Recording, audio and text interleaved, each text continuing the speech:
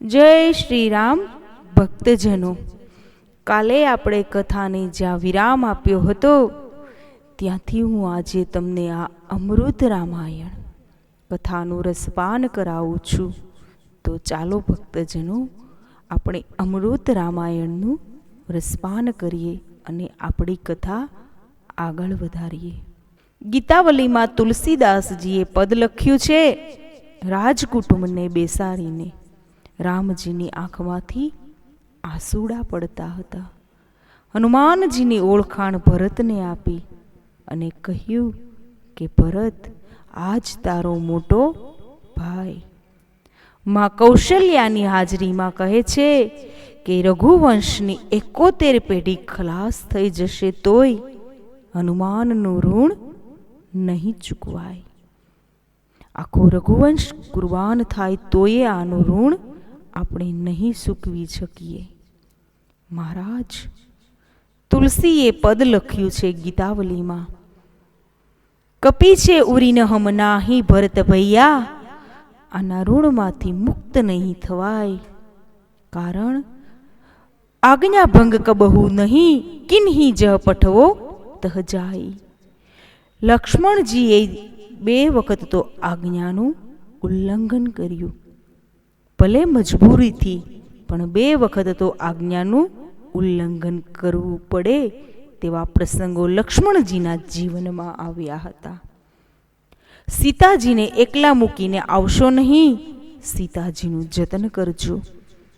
પંચવટીમાં અને છતાંય લક્ષ્મણજીએ જવું પડ્યું અને રામજીનો ઠપકાનો સૂર કહ્યો કે જનક સુતા પરિહરી અકેલી, આયહુ તાત બચન મમ પેલી. અને બીજું ઉત્તર રામચરિતનો પ્રસંગ છે. ભગવાન કાળ પુરુષની સાથે ચર્ચા કરે અને લક્ષ્મણજીને ચોકીદાર તરીકે ઊભા રાખ્યા. અયોધ્યામાં કોઈને અંદર નહીં આવવા દેશો એવો હુકમ છે.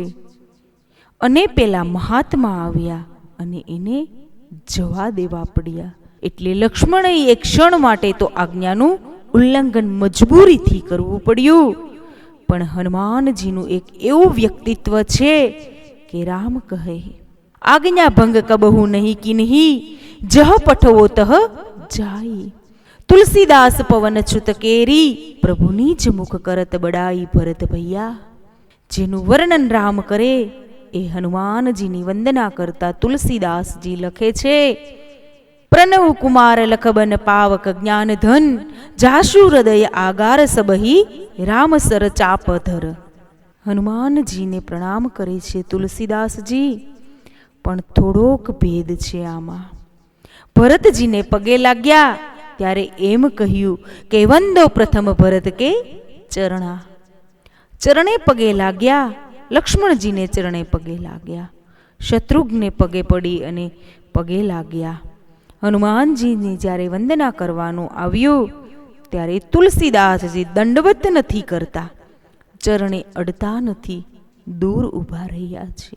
પ્રભુ ન પવન કુમાર, દંડવત ન કર્યા, પગે ન અડ્યા, શું કામ?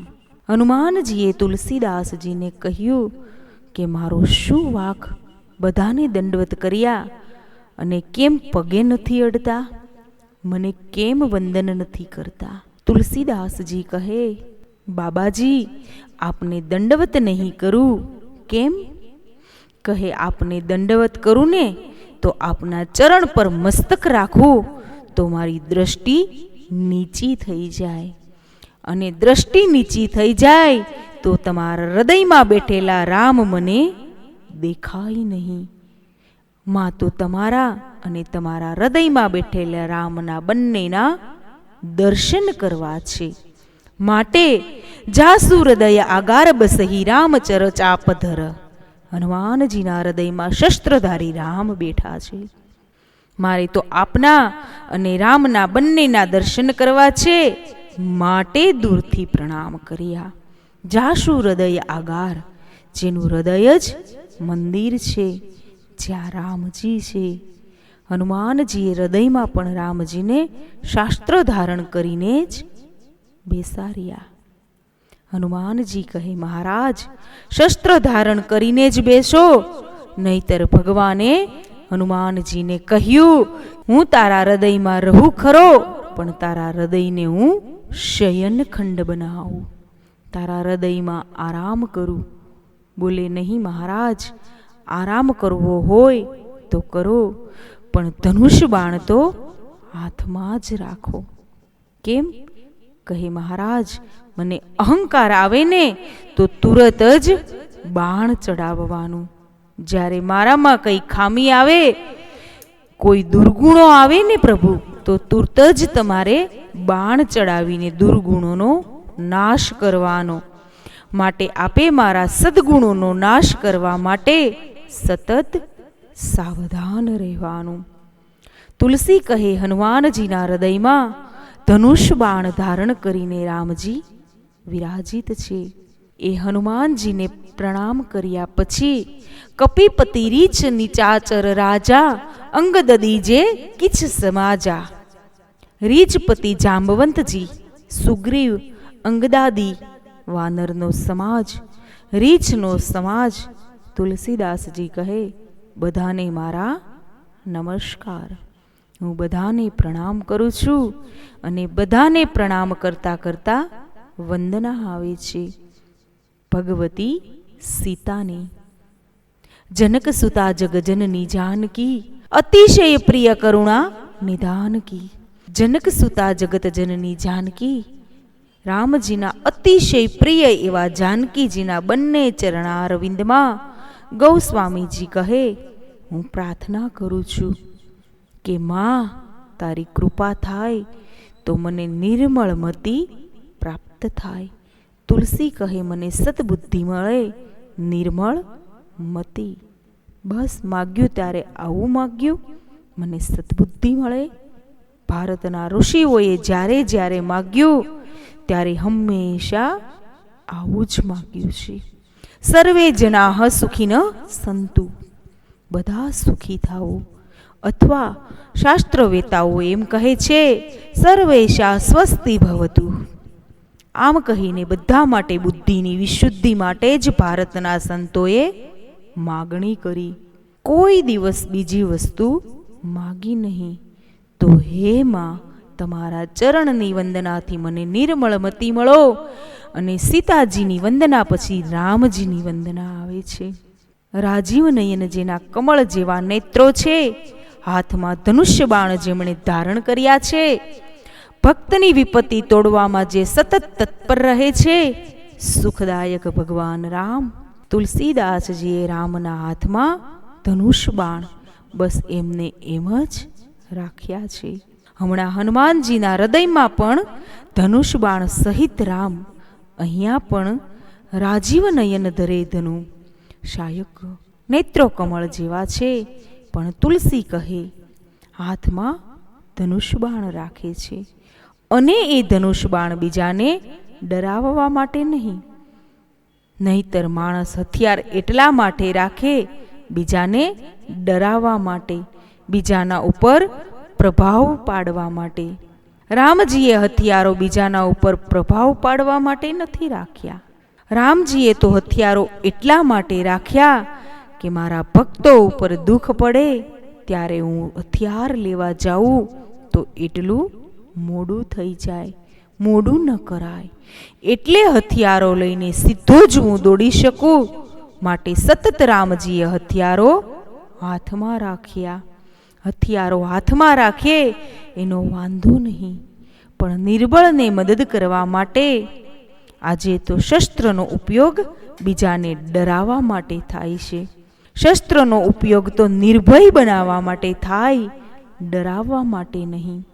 આજે તો બધું ઉલટું થઈ ગયું. રામ હથિયાર રાખે છે એ ડરાવવા માટે નહીં, નિર્ભય બનાવવા માટે. શક્તિ હોય એ માણસ હથિયાર રાખે એની ના નહીં, પણ બીજાને ડરાવવા માટે નહીં. મોટે ભાગે સમાજમાં એવી પ્રવૃત્તિ છે, બીજાને ડરાવવા, બીજા ઉપર પ્રભાવ પાડવા માટે. રામે હથિયારો ભક્તિની વિપત્તિને તોડવા માટે રાખ્યા છે. સીતા અને રામની વંદના કર્યા પછી તુલસીએ એમ લાગ્યું કે બંનેની જુદી જુદી વંદના કરીએ એટલે કદાચ કોઈ ભેદ ઊભો કરશે કે બંને જુદા છે. એ તો કહેવા ખાતર જુદા છે, બાકી ગીરા, અર્થ અને જલ બંને બીજી સમાન જે કહેવામાં જુદા દેખાય છે, બાકી બંને અભિન્ન છે. રામ અને સીતા બંને એક છે. એમ કહી બંનેના ચરણારવિંદમાં તુલસીએ પ્રણામ કર્યા. આમ રાજકુટુંબની વંદના કરી અને પછી થોડી ચોપાઈઓમાં સગુણ અને નિર્ગુણ વર્ણન કર્યું. પરમાત્માના બે સ્વરૂપ, નિરાકાર અને સાકાર. તુલસીદાસજી કહે, બેમાંથી જેને જે માનવું હોય તે ભલે માને, નિરાકાર માને તોય ભલે અને સાકારને માને તોય ભલે. તુલસીદાસજીએ તો એક વાત કરી કે તકરાર ન કરે તો બસ, બાકી માનવાની છૂટ છે. સગુણને માનો યા તો નિર્ગુણને માનો, તકરાર ન કરો. અને આજે કરુણા એ છે કે એકને માનનારા બીજાનું તોડે છે, બીજાને માનનારો પહેલાનું તોડે છે. તકરાર ચાલે છે. કેનેડામાં પ્રવચન કરતી હતી અને મારો એક અનુભવ છે. 3 વર્ષથી વેનકુવરમાં એક જગ્યાએ ગીતા વચાતી હતી. દર રવિવારે બધા ભેગા થાય અને ગીતા વાંચે. હું ત્યાં હતી. એ દિવસોમાં ગીતાની પૂર્ણાહુતિ, એટલે એ લોકોએ મને બોલાવી અને કહ્યું કે તમારે પૂર્ણાહુતિમાં આવવાનું. મને બહુ આનંદ થયો કે આટલે દૂરથી લોકો ગીતા વાંચે, તે પણ 3 વર્ષથી વાંચે, એટલે બહુ રાજી થયો. બધાએ ભાષણો કર્યા અને સરસ બોલ્યા. બધું પૂરું થઈ ગયું. પછી મને છેલ્લે ખબર પડી, એ લોકોએ કીધું કે અમે ગીતામાં માનીએ છીએ પણ કૃષ્ણને નથી માનતા. આ પૂર્ણાહુતિમાં ખબર પડી. છેલ્લે હવે આ કરુણા કોને કહેવી? કહે, હવે મૂર્તિ પૂજક નથી, અમે તો અમુક સમાજમાં માનીએ છીએ, અમે મૂર્તિને નથી માનતા. ગીતા અમને ગમે પણ કૃષ્ણ અમને મંજૂર નથી. હવે આ પહેલા ખબર પડી હોત તો હું વિચાર કરત કે જવું કે કેમ. છેલ્લે, અને ઘણી વખત સમાજમાં આવું જ બને કે છેલ્લે ખબર પડે. ભાવનગર પાસે એક ગામ છે. નદીમાં પૂર આવ્યું. આ બનેલી હકીકત છે. એમાં એક છોકરો તણાયો. એક બાપા પડ્યા. છોકરો એને વળગી પડ્યો, બચી ગયો અને બાપા બહાર નીકળી ગયા. ગામના લોકોને એમ થયું કે આ બાપાએ વયોવૃદ્ધ ઉંમરે છોકરાને બચાવ્યો, તો આ બાપનું સન્માન કરવું જોઈએ. તાલુકા પંચાયત અને જિલ્લા પંચાયત અને બધા મોટા અધિકારીઓ આવ્યા. મોટી ગ્રામ સભા ભરાણી. સન્માન પત્ર તૈયાર થયું. બાપા નવા કપડાં પહેરીને બેઠા. ગામના લોકો બધા ભેગા થયા. મોટા મોટા ભાષણો થયા. ધન્ય છે આ 60 વર્ષનો દાદો જેણે છોકરાને નદીમાંથી બચાવ્યો. આપણા ગામનું ગૌરવ છે. કેટલા ભાષણો થયા અને મોટું તાંબાના પત્રામાં પ્રમાણપત્ર તૈયાર થયું. અર્પણ થઈ ગયું અને જય જયકાર થઈ ગયો. પછી સન્માન કરે એટલે સન્માનનો પ્રત્યુત્તર આપવો જોઈએ. પછી એ બાપા ઊભા થયા. કહે કે ક્યારનો મૂંગો બેઠું છું, ખીજાણો, તમે મારો વારો જ આવવા દેતા નહોતા. આટલા મોટા મોટા ભાષણો કરો છો, પણ પહેલા એ વાત કરો, મને ધક્કો કોણે માર્યો હતો? આ છોકરાને કાઢવા માટે હું નહોતો પડ્યો, પણ મને કોકે ધક્કો માર્યો હતો. પણ હવે એ સન્માન પત્ર અપાઈ ગયા પછી એ બોલ્યા. હવે પછી પાછું થોડું લઈ લેવાય કે લાવ પતરું? ઘણી વખત આવું થાય. હવે બનેલું એવું કે કોકે ધક્કો માર્યો હતો, તે ખીજાણો એ બધા ઉપર કે ભાષણો કરો છો, તે કોણે ધક્કો માર્યો હતો? મરી ગયો હોત તો? એમ ખીજાણો.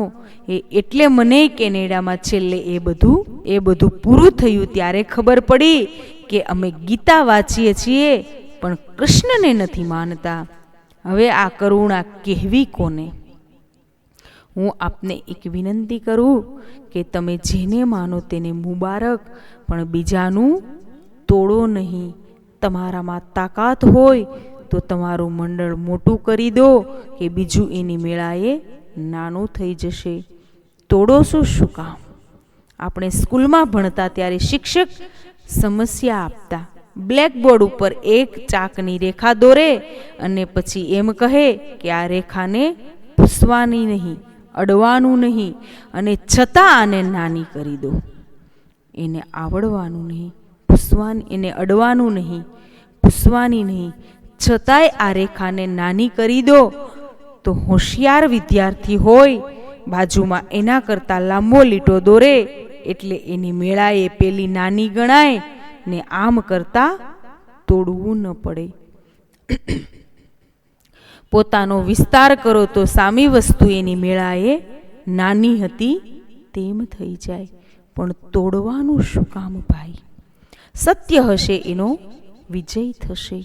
પણ આજે તોડફોડ ચાલે છે. સગુણને માનનારા નિર્ગુણને ન માને, નિર્ગુણને માનવાળા સગુણને ન માને. જેને જે માનવું હોય તે મુબારક. કબીર કુવા એક હે પનિહારી અનેક, બર્તન સબ ન્યારે ભયે લેકિન પાણી સબ મેં એક. કહેવાનો અર્થ બધી નદીઓ દરિયે જ જાય છે, બધી સાધના ઈશ્વર તરફ જાય છે. તકરાર ન કરે તો બસ. તુલસીદાસજી કહે, મને પૂછતા હોય તો મોરે મત બળ નામ દુહુ તે. મારા મત પ્રમાણે બંને કરતા એનું નામ શ્રેષ્ઠ છે. નિરાકાર કે સાકાર એના કરતા એનું નામ જપો. તમારી પાસે રૂપ હશે તો વ્યક્તિ નહીં મળે, પણ નામ હશે તો વ્યક્તિ મળી જશે. વ્યવહારની દ્રષ્ટિએ પણ સિદ્ધ થયેલું છે. આપણે કોઈ અજાણ્યા ગામમાં જઈએ અને આપણને કોઈ એવી વ્યક્તિનું રૂપ આપી દે કે એ આવો કોટ પહેરે છે અને આવું પેન્ટ પહેરે છે અને આવા વાળા ઓળે છે, આવી એની ઊંચાઈ છે અને આવો એનો વર્ણ છે, અને બોલે ત્યારે આમ બોલે છે અને ચાલે ત્યારે આમ ચાલે છે, અને બધું વર્ણન કરે નખથી તે શિખા સુધી, પણ નામ ન આપે તો એ માણસને ગોતવો મુશ્કેલ. એને બદલે, રૂપને બદલે ખાલી નામ અને સરનામું આપ્યું હોત તો એ માણસને તરત જ આપણે મેળવી શકત. એમ નિર્ગુણ અને સગુણ એ રૂપના વર્ણન કરતા એનું નામ પકડો તો જલ્દી પ્રભુને પામી શકશો. કલિયુગમાં નામનું મહત્વ છે. કલિયુગમાં તમે દાન કરો, ધ્યાન કરો, ભજન કરો, પણ એ બધા ગૌણ છે. પ્રધાન નામ છે. જે ઋતુમાં પાક થતો હોય ને એ ઋતુમાં એ પાક કરો તો વધારે ફાયદો થાય. આ નિયમ છે. પછી તમે બીજા ખાતર નાખીને બીજી ઋતુમાં એ ઊભો કરો તો ના ન પડાય.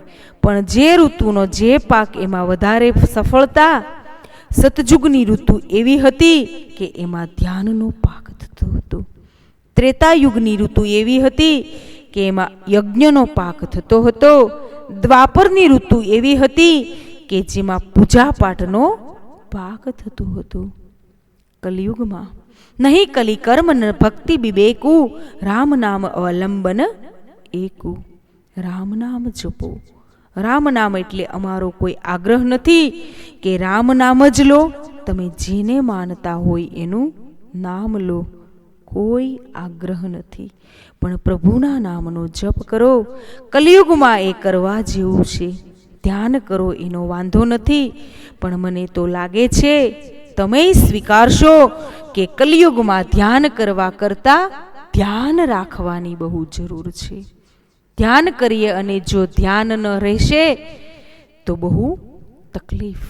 ધ્યાન કરવા કરતાંય ધ્યાન રાખવાની જરૂર છે.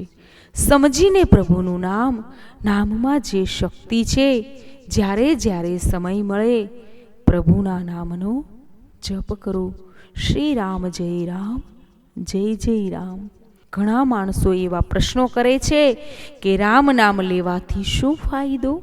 એકનું એક નામ એક રિપીટ કરવાથી, તાળીઓ પાડવાથી એની શું અસર થાય? આવી લોકોની દલીલો હોય છે. આપે કથા સાંભળી હશે, શ્રી રામકૃષ્ણ પરમહંસને એમના એક વેદાંતી શિષ્ય આ પ્રશ્ન પૂછ્યો. શ્રી રામકૃષ્ણ પરમહંસ સત્સંગમાં બેઠા હોય ત્યારે કીર્તન કરાવે. બાપજી કીર્તન કરાવે એટલે પેલા વેદાંતીને એમ થાય આ તાળીઓ પાડવી અને રામધૂન લેવી એ તો બધું સામાન્ય માણસોનું કામ છે. હવે આપણે તો ઊંચી ભૂમિકાએ પહોંચી ગયા, હવે આ બધું તાળીઓ પાડવી અને એવું બધું આપણે કઈ હોય? એ વેદાંતી મોટો ઓફિસર હતો બંગાળનો. એ બાપજીને એમ પૂછ્યા કરે, બધાને રામ નામ લેવડાવો છો તો એનું શું અસર થાય? પરમહંસજી કહે, ભાઈ કોઈ એવો સમય આવશે ત્યારે હું તમને બતાવીશ. હવે બનતું એવું કે એને બાપજી તરફ લાગણી, સત્સંગમાં રોજ આવે, પણ એ વેદાંતીમાં અહમ નહીં ગયેલો એટલે એ રોજ મોડો આવે. સત્સંગ શરૂ થાય 1.5-2 કલાક ચાલે, બરાબર જામે ત્યારે એ આવે, અને આવે ત્યારથી જ રસ્તો હોય ત્યાંથી આગળ આવીને બેસે તો એ વાંધો નહીં, પણ બધાની વચ્ચે પડે, કોકને એમ ને કોકને આમ હાથ મારતો બધાની વચ્ચે પડીને સાવ બાપજીની સામે આવીને બેસે. એટલે બધા સત્સંગીઓ આનાથી ત્રાસી ગયેલા. હવે આ બાપજીનો નજીકનો માણસ, એને કહેવાય નહીં, આને કાંઈ સત્સંગ સાથે લેવા દેવા નથી. એક તો મોડો આવે, પાછો જ્યાંથી રસ્તો રાખવામાં આવે છે ત્યાંથી બાપજીના પગ પાસે જતો હોય તો વાંધો નહીં, બીજાને ડિસ્ટર્બ કર્યા વગર જતો હોય તો વાંધો નહીં, પણ બધાને આમ તેમ કરતો આખી સભાનું ધ્યાન ખેંચે કે હું આવ્યો. બધા લોકો ત્રાસી ગયેલા, પણ કોઈ બોલી શકે નહીં. એક દિવસ બન્યું એવું, બરાબર સત્સંગ જામી ગયેલો અને એમાં પેલો આદત પ્રમાણે બધાને હેરાન કરતો દાખલ થયો. પરમહંસજીનું ધ્યાન ગયું, પેલો બધાને ડિસ્ટર્બ કરતો આવે છે. એકદમ ગર્જના કરી. બાપજી ગુસ્સે થઈ ગયા. એ ચાલે બેઠ જા. પરમહંસજીના મુખમાંથી ગાળ નીકળી. આટલા બધા માણસોમાં આ મોટો ઓફિસર બંગાળનો, એને બાપજીએ ગાળ દીધી એટલે બેસી ગયો. થોડી વાર માટે એમ થયું કે ધરતી જો ફાટે તો સમાઈ જાઉં, પણ આ જ લોકોને બહુ આનંદ થયો. સત્સંગ કરતા આમાં બહુ મજા આવી. બાપજીએ બરાબર કર્યું, લોકો બહુ રાજી થયા. આ કરવાની જરૂર હતી. કેટલા દિવસથી હેરાન કરે છે લોકોને. આ સત્સંગ કરતા આમાં વધુ મજા આવી. સત્સંગ પૂરો થયો, બધા છૂટા પડવા માંડ્યા. પેલો બાપજીને મળ્યા વિના જતો રહ્યો. 15 દિવસ સુધી મંદિરમાં દર્શને ન આવ્યો. પરમહંસ તરફ એને એટલી બધી લાગણી કે એના વગર રહી શકે નહીં. 16મે દિવસે આવ્યો પાછો, પણ સવારમાં આવ્યો, પ્રવચનમાં ન આવ્યો. સાંજે રોજ આવે એમ નહીં, સવારમાં આવ્યો. બાપજી એકલા બેઠા હતા. બેઠો. પરમહંસજી તો ભૂલી ગયા. હવે એ તો પરમહંસ હતા, એની સ્થિતિ જ એવી હતી. કહ્યું કે કેમ હમણાં 15 દિવસથી તમે દેખાતા નથી? ક્યાંય બહાર ગામ ગયા હતા? તેણે કહ્યું કે હવે તમે પાછી ખબર પૂછો. કેમ?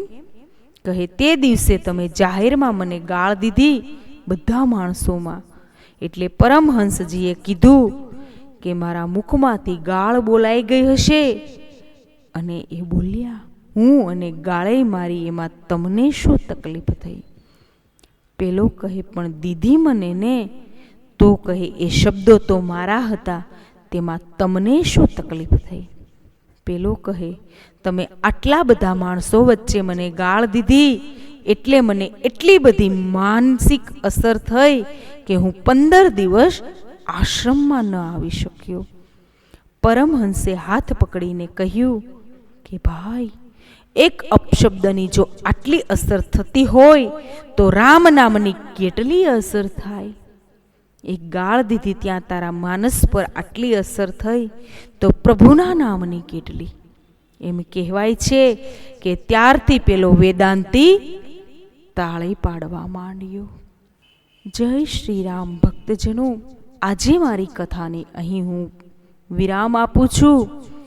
આપણે આવતીકાલે આ અમૃત રામાયણનું રસપાન આગળ કરીશું. તો જય શ્રી રામ.